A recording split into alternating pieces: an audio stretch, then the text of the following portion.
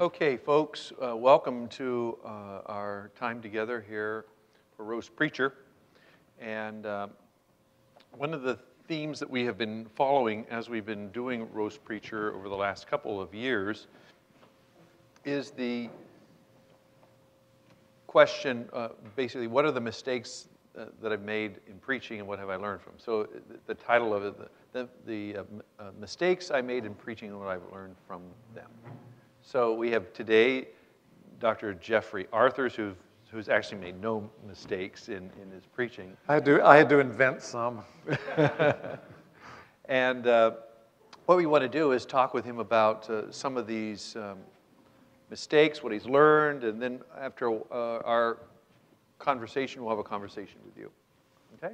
But as we begin, let's begin with prayer.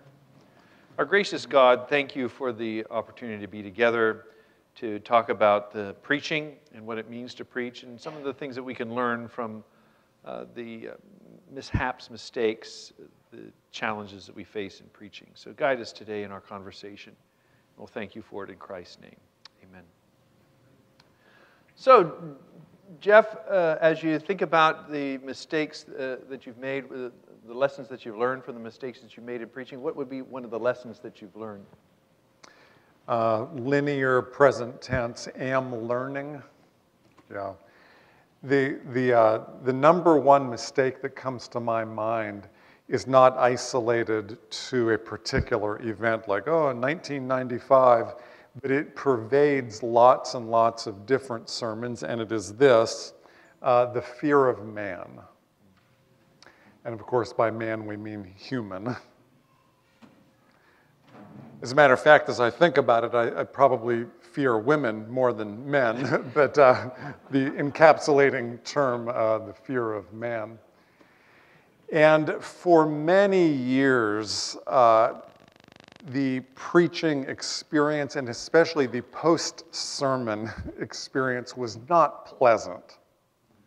How did I do? Do they like me? Oh, I messed up. They don't like me. And I would just agonize. After almost every sermon, or at least regularly, this post-sermon blues, self-doubt, I'm a worm. And that was a great mistake. It leads me, it may lead you to a love-hate relationship with preaching. You're called to it, you're impassioned by it, and yet you don't want to do it. It's too painful. And I'm locating that in the fear of man. You know what really helped me? And this was back in the mid or late 90s. So a long time ago, I was teaching at another school, and one of my students was preaching. Yes, professors can be ministered to even by student sermons in the middle of class, and my student quoted one of the Puritan divines, William Gurnall, and Gurnall said, "The reason we fear men so much is because we fear God so little." And vice versa. If you feared God, or if you feared God more, then your fear of men kind of dissipates and is not as much of an issue. And when he said that, the lights sort of went on for me. And I said, yes, that's right. I just need to preach in the presence of God. I mean, I'm accountable to Him. I will answer to Him. And the people's opinion and all of that, and we care about that, but that's secondary. So that's the biggest lesson that I've learned dealing with the fear of man. I'm 58 years old now, and I don't think I have this thing licked yet, but I'm getting better at it. I don't often have those real crashes after preaching, even when I don't do particularly well, or when such and such a person is angry or disagrees or whatever. Not great at it, but getting better.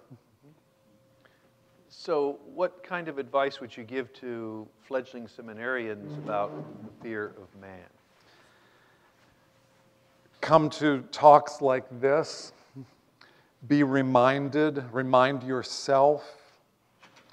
Perhaps develop a little discipline that before you preach, just mentally pray and sort of go through Lord, this is not primarily for an audience of people, it's for you. Please help me to be properly aligned. Some kind of prayer discipline like that. That's what I would recommend. Right. So the first lesson that you learned is not to fear man. Working on it. Yeah. Okay. How about another one? Yeah. This is maybe cousin to that one, and it is that preaching is should be thought of as less of a performance and more as ministry. That seems pretty basic and pretty no-brainer. And we know that there's areas of overlap between performing, because, it's public speaking, and there's elements of performance. But in terms of emphasis or proportion, don't think of it as a performance. You see how that's connected to the fear of man? Think of it as ministry, as a soul watcher, as a pastor, a mentor, somebody who is opening the Word of God to be of practical help and encouragement to the people. So less of a performance and more of a ministry. That's hard for me because I'm interested in the performative aspects of preaching, and they are there, projection and gestures and all that kind of thing. That's very important, but we have to not let the tail wag the dog or get the cart before the horse. So even though you're interested in that, how have you dealt with that so that it doesn't become performance for you? I'm not sure if I have a particular piece of advice. I think it's just an awareness and a conviction that I've grown into. And being able to take my training and my interest and my ability in the performative aspects, being able to take that aspect of who I am and just put it in its proper place. And I'm not sure how that has happened except gradual growth, maybe the Holy Spirit, moving me along in sanctification. Mm-hmm. Yeah, one thing strikes me that when dealing with this matter of preaching as performance, how do we define ourselves as preacher before those to whom we speak? I know that a lot of times we use the word audience. Yeah. That this is my audience. And if we maybe even shifted our grammar by saying these are my listeners or hearers. Or even my congregation. My congregation. Yeah. Yeah. It just strikes me that it is a really hard thing for folks. It's asking a similar question to how did I do as the fear of man in terms of performance. Yeah, language is powerful, and so we probably should steer away from that word audience or just use it occasionally because we understand. But we need a different terminology. Yeah, especially in a culture where we are entertainment-oriented, entertainment-driven. It just sets, in a sense, subtle expectations that may not be fair in terms of preaching. So, dealing with the fear of man, dealing with preaching as performance, what other lesson have you learned? Can I follow up with you on the performance? Dr. Gibson has a performance background also, especially back in high school particularly. But do you face that with yourself also? Do you tend to magnify that or? Well, where it has been an advantage for me is that I'm not afraid to use gestures in front of a congregation, whether it's a congregation of 8 or 800.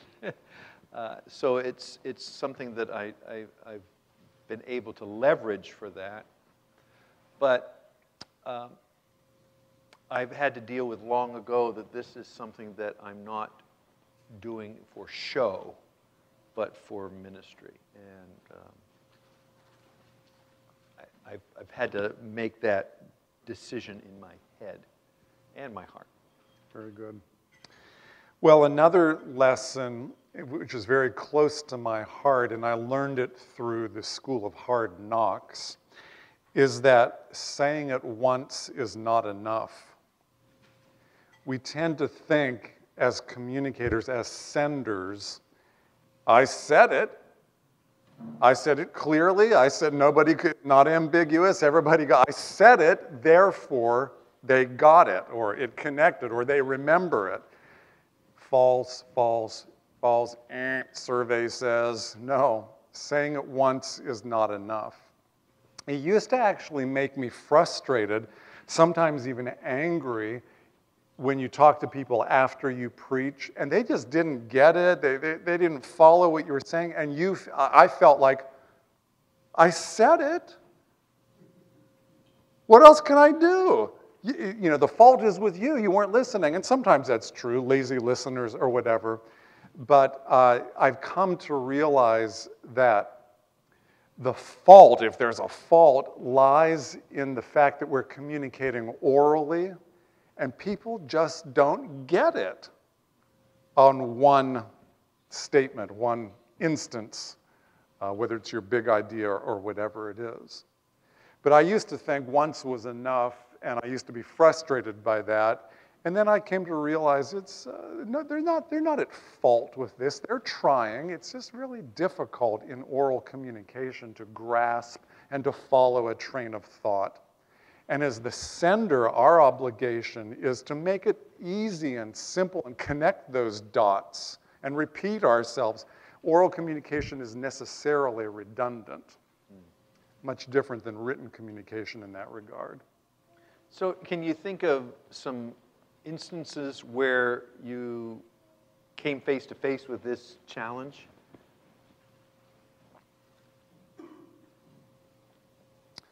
Many instances on a pretty small scale where you find out people just didn't understand. I remember speaking to a youth group one time, and there was a follow-up time of discussion and question and answer, and they just didn't get it, and I got mad at them. I probably let them know that. I probably shamed them, because I'm good at that, and we should exercise our areas of giftedness. That was way back. That's when I was in college, and I was speaking to a high school. It was a retreat. And I just came to learn, though, that they're not at fault. Sometimes they're at fault, I grant that, but it's just a matter of the fact that we're communicating through the ear. Our communication is occurring in time. It's not static and frozen. It's not under the control of the receiver, or you can read it and think about it and set it aside and read it and think about it. The pace of communication is under the control of the sender, and you've got to repeat and link things. So that's what you would say would be the application of this lesson to your own preaching. Saying it once is not enough. What's that? Saying it. See, I still get mad, so I'm capable of that. So the fear of man, getting a real sense as to how to handle that in one's preaching, and also preaching as performance, learning that lesson, and then learning the lesson of the importance of saying it again and again and again is really better than saying it once. And again and again. And again and again. So what's another lesson? I have one more, and then maybe we can open it up for you folks to roast me, since maybe I'm not well done enough. I think I've made a mistake in separating, mentally or otherwise, preaching from pastoring. The two really belong together. I know that you can preach sermons as a guest preacher or as an itinerant preacher or whatever, an evangelist. But ideally and naturally, the two belong together, because preaching is an act of ministry. It is soul watching. It is public counseling or public encouragement. And so to divorce that from being a pastor is a little bit artificial. And that gets back to the thing about performance rather than ministry. Maybe even gets, I don't know if it touches on fearing men, But to separate it from pastoral ministry is a mistake, I think. And where along the way did you come to this realization?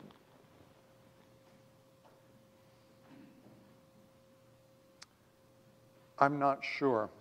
I don't remember, but it's been a growing conviction. And Dr. Gibson is to be commended because for long stretches, years at a time, even as a professor, he is pastoring at the same time, part-time pastoring, interim pastoring, but long interims. And I think that's very good that our professors are doing ministry and not just talking about doing ministry. So I think that's terrific. I feel like I have that to a pretty good degree currently, this pastoring and this blend, because at my church, North Shore Community Baptist, I'm the chair of the elders. So I'm a pastor of the church, even though I'm not paid. And I feel like I have a significant pastoral ministry that couples with my preaching. All right, you've heard the 4 different lessons. I have a question back here that he's bringing a microphone over to you. Oh, hey, this connects to your point about pastoring and preaching going together, and something I've found in the very little bit of preaching I've gotten to do is I've stood up to preach and looked at the faces in front of me and thought, goodness, I didn't think for a second about what this means for you, you know, single parent here, or you who have Parkinson's here, or you who, you're the husband, non-Christian husband of a lady in the church.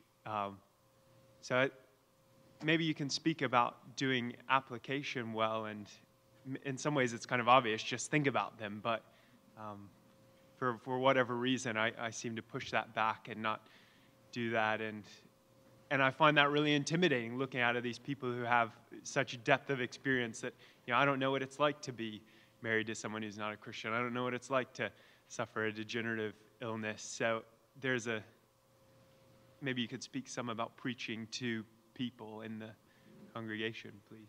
It's crucial. It's absolutely crucial. We at Gordon-Conwell, we tend to follow John Stott's model of preaching. You remember that model? 2 worlds. Are you with me? What's in this world? What's in this world? Talk to me. What's in this world and what's in this world? Yeah, the listeners, the audience, right? And both of those are part of a theology of preaching. It is contextualizing this word for this particular group, this zip code right here. So all that to just affirm what you're saying, it's absolutely crucial.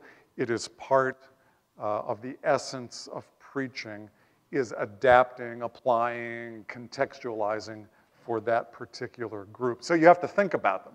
You have to exegete the listeners and not just the text. I believe in that very much. That's a big emphasis in PR 602. That's a lot of what we cover in that class. And that's why, because I believe in it, because it's part of this theology of preaching, that's why I am saying that pastors do the best preaching. And it's artificial to separate the act of preaching from pastoring, because they know the people.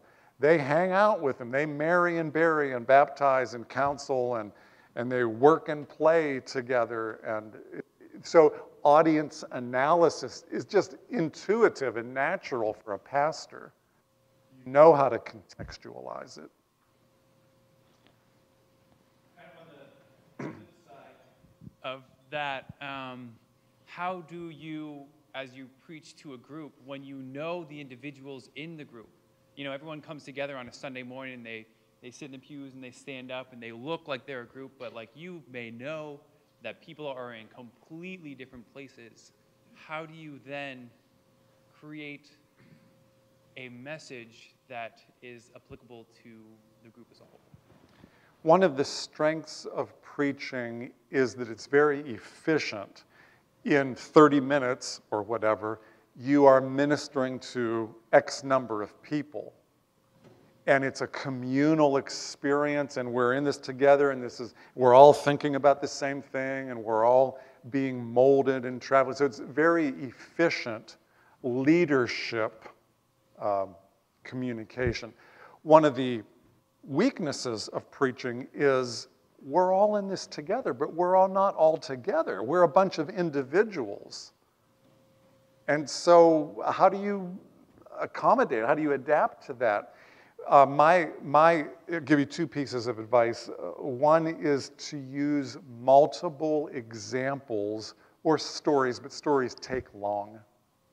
But quick examples that hit different demographics, different spiritual levels, different age levels, all of that. So an example of what truth X looks like for the high school soccer player and what the same truth looks like for the middle-aged bus driver. And so multiple examples. You still won't be able to cover everyone, obviously, but when you give these multiple examples, the rest of the people, their brains go, and they translate it into their own experience. If you give just one example, the bus driver, then people will tend to think, well, I'm not a bus driver. But if you give a few examples, then the human mind generalizes and personalizes. So that's one piece of advice, examples, concrete examples. Second piece of advice would be Andy Stanley's method of organization. Who can say it? He always begins the sermon with me, meaning a personal story or how this, his own interest in the topic. Then we, me, we, like we're all in this together. We all wonder about, or for you it might look like me, we, God. That's the longest portion of the story. That's actually where he gets into the text. We would call it the sermon proper. Me, we, God. You, that's the application. Here's what it will look like for you. And then he ends up, and here's the advice, he ends up with we.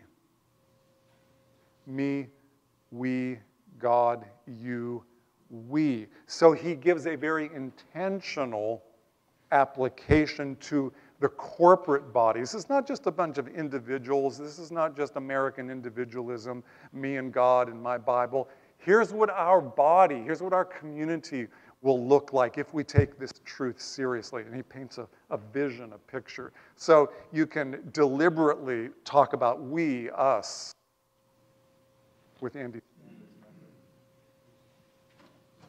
Anybody else? Yes. So over the years, you've developed, habits of using some of these performative aspects in, modulating your voice and using gestures. What encouragement do you have to us, that are earlier in our careers and have not come to have these things so habitualized into us? How can we, because we have to focus more on those kinds of things just to make them happen and to gradually develop those into habits. Do you have any encouragement on that? The process of developing skill is the same, as far as I can tell, in all endeavors of praxis. So if you want to learn to shoot a free throw, you'll follow this basic process that I'm going to lay out. If you want to, use good gestures, if you want to project your voice, if you want to, drive a golf ball, or even skills like praying, if you want to learn to pray or be a good parent. And the process is, and this is from Howard Hendricks, longtime professor at Dallas Theological Seminary. Hendricks says the process is unconscious incompetence. Are you with me? You're bad and you don't even know it. Do you guys know Cody Zeiderveen? Cody's a student. He's my Byington. He's a wonderful guy. He's very good at tennis. He has been a teacher, a coach of tennis. And I play a lot of tennis. And I think I basically know what I'm doing. And I've coached other people. Cody is showing me stuff about my game that unconscious incompetence. He says things like, well, Dr. Arthurs, your wrist is really firm. So when you're swinging, it's basically sort of like this, which is not a bad motion. But he said if you would get a little more wrist and end up here, you get a lot more speed on the ball, a lot more top spin. And I'm going, you mean that's what I look like when I swing? Unconscious incompetence. You with me? Yeah. I still shoot free throws, which I don't do very often anymore, like this. What's wrong with this form? Well, don't worry about my feet. I never knew this. No one ever told me this. You should line up your shoulder and your wrist and your elbow. So it's basic. See how simple that motion? It's all in. It's direct. If you do this, you're increasing the physics and the angles, and it's just a lot harder, a lot less accurate. I can't shoot like this because this has become permanent for me with that elbow out there instead of in here. You know, unconscious incompetence. I remember when I learned that, I'm like, I never knew that. My whole life I've been shooting free throws this way. Unconscious incompetence. Next stage, conscious incompetence. That's a very awkward stage. It's a very painful stage. You know you're bad. You know every gesture is like this, like, oh, now I'm aware of it. I didn't used to be aware of it, you know. And we become aware, oftentimes from video. Oh, it's painful. Can I get a witness? It's painful. Next stage.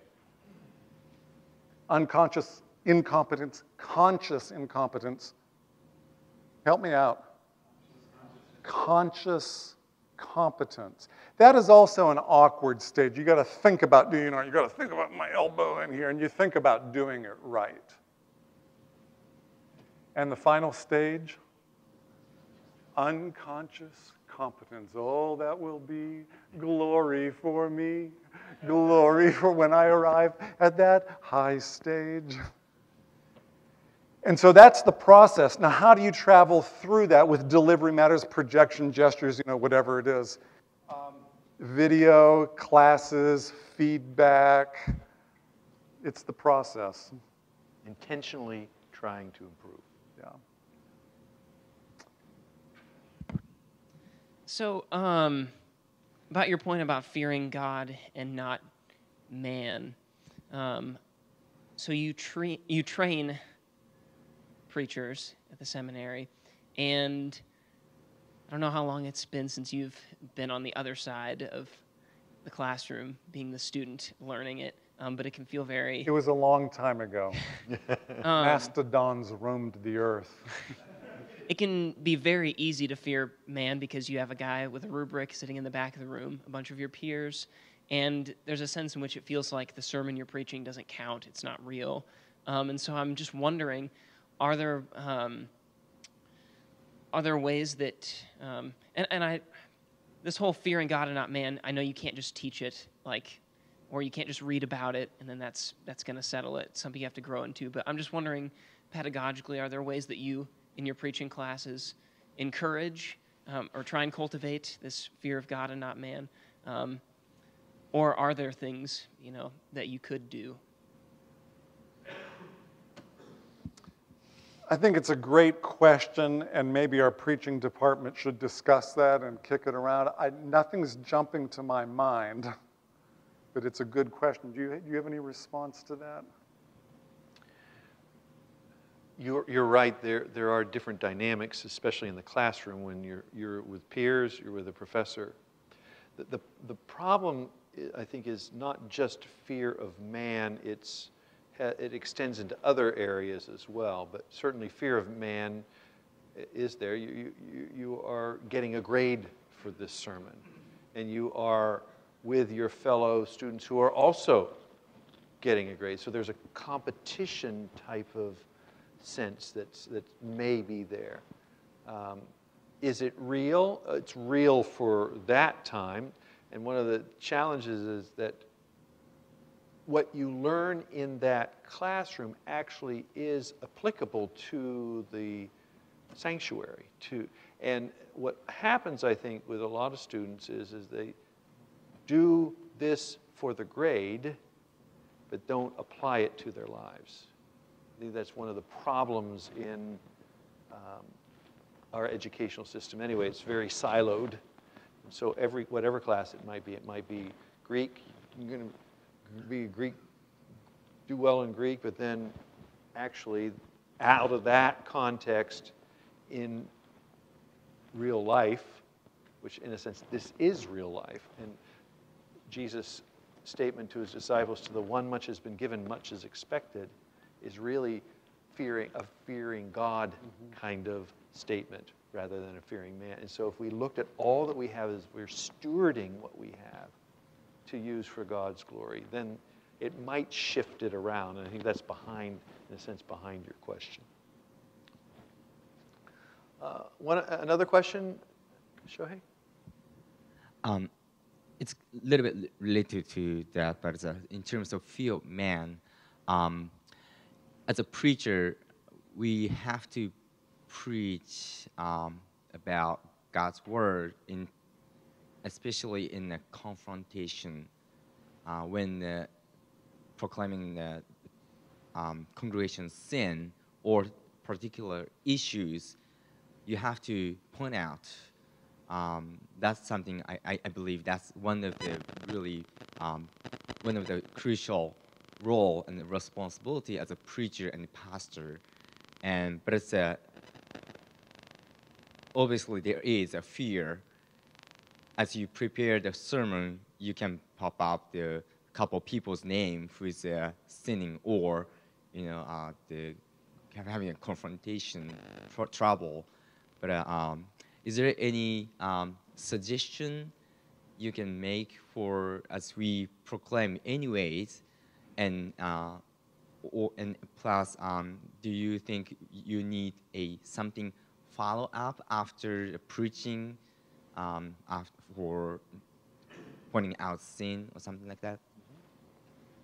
Do you get my? I think so. Let me see if I got it right. Yes. Are you basically asking how do you rebuke or how do you say the harder things? That's right. Yeah. Do you couple the sermon with a follow-up, for example? That's right. Yes. In our preaching classes, we're focused so much on a basic template, a basic process of moving from text to sermon, that we don't get into some of these more pastoral issues. So, one piece of advice would be bold. As Shohei is saying and implying, part of the role of a preacher, of a soul watcher, is to, rebuke, say harder things, tough love, truth in love. So be bold. Now, don't hear that as, be rude and, but it takes a certain amount of boldness, and that goes back to the fear of God, doesn't it? Second piece of advice would be make sure that when you speak those hard truths, you are doing so in a context of love. Make sure they know that you love them and you like them. And you're with them and you're not going to just yell at them and then leave. People will receive hard things if they know it's coming from the heart of one who wants the best for them. Third piece of advice is apply it to yourself in equal measure. You're under this word, this text also. You're not just up on your throne dispensing from on high. We are in this together. So make sure they sense that you're preaching to yourself also. Can I go back to the second suggestion, which is the atmosphere of love? Tell your people you love them.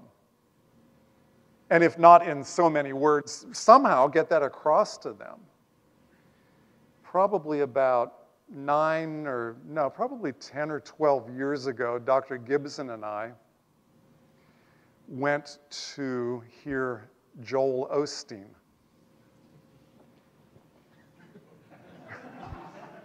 He was in town, and Dr. Curry was with us. It was the three of us and Dr. Barry Corey, who used to be the dean here.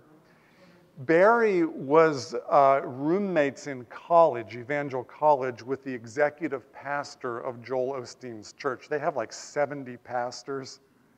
And this guy contacted Barry and said, hey, Barry, hey, we're coming to Boston. Hey, we'd love to see you. Let's get together. And so Barry got 4 tickets. You have to have a ticket. You had to have a ticket. And so Joel came to, what's the place where the Celtics play? What's it called now? Yeah, it used to be called that, whatever it's. TD Garden. TD, okay, whatever. So it was down there at the stadium, you know, the basketball. And it was full, 17, 20,000, whatever. And we were in the second row. We were way down front. Okay. And so I got Curry on this side, I got Gibson on this side. And we're sitting there with the kind of seminary, like, yeah, okay, what's a good idea? And there was this, it was very professional, the music and the hype and everything. And then after about half an hour, Joel and his lovely wife came out. People were standing and cheering. And Joel came out, and he said, and people were cheering, and he said, we love you, Boston! We love you, Boston! Oh, we love you, Boston! And I'm sitting there going, oh, man, I don't know about this. But I found my heart strangely warmed.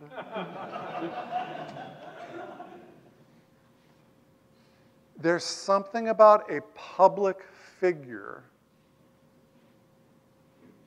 saying, I love you. And if you can combine that pastoral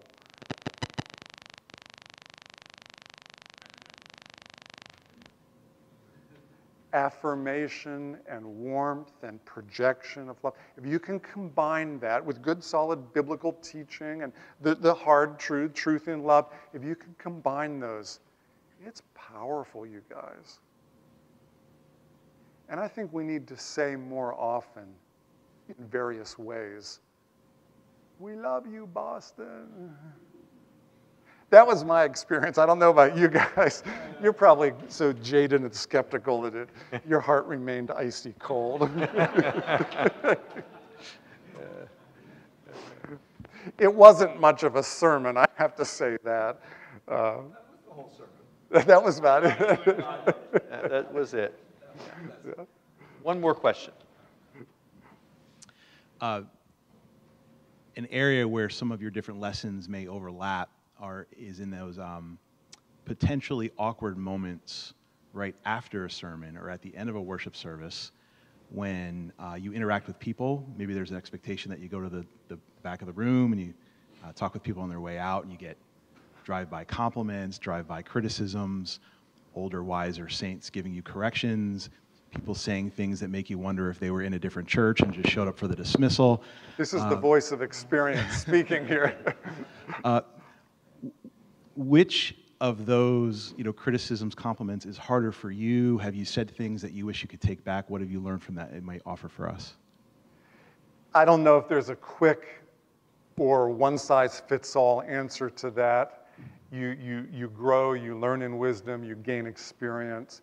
I have found personal help and encouragement from Spurgeon, who said every preacher needs one blind eye and one deaf ear. When people praise you overmuch, you're the greatest, just turn that deaf ear toward them. When people criticize you and tear you down, turn that deaf ear toward them. So I guess what he's saying is balance everything, take it with a grain of salt. You're looking at a long-term, a lifestyle of ministry, not a single sermon, whether it's successful or a failure. So I've taken help from Spurgeon. Everybody needs one blind eye and one deaf ear. Okay. Well, thanks for sharing with us about your 4 lessons. Let's review. Okay, let's review. The fear of man, fear God rather than men. 2. Do not view preaching so much as a performance as ministry. 3. Number 3 it was, can you help me? Yeah, saying, that's ironic. Saying it once is not enough. 4. Number 4, the best preaching is done by pastors, or don't divorce preaching from pastoring. Well, we're grateful for you taking the time to share with us about these lessons that'll help us to learn what it means to be a preacher. Please thank Dr. Jeffrey O. Thank you all for coming, and later on in the semester we'll have yet another roast preacher with Dr. Calvin Woo-Sung Choi, who's pastor in Watertown, Massachusetts, and we'll also have another book bite come along as well. All right? Thanks very much. Every blessing.